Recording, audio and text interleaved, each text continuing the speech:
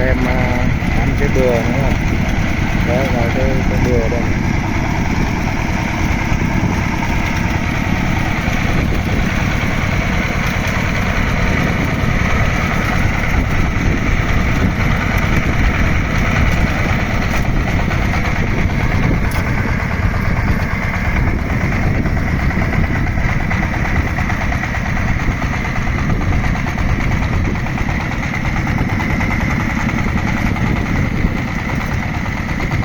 Đấy, hay không?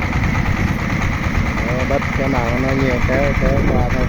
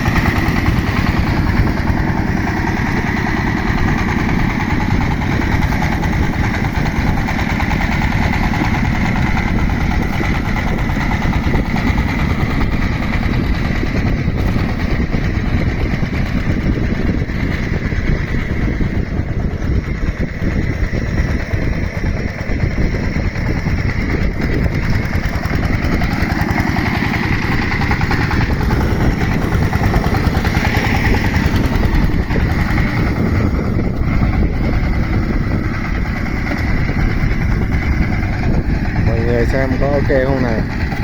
Đấy, keo như vậy đấy, hay.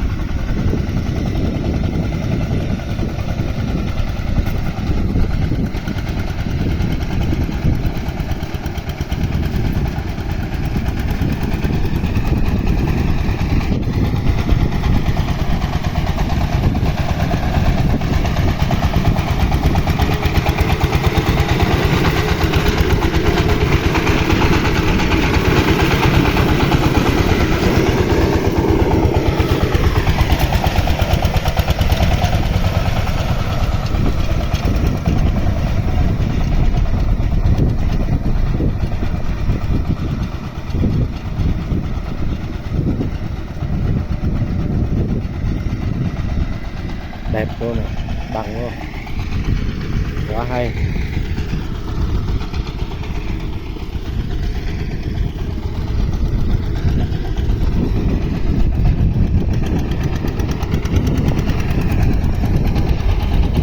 Rồi giờ mình dừng video tại đây nhá. Hẹn gặp lại các bạn trong video tiếp theo.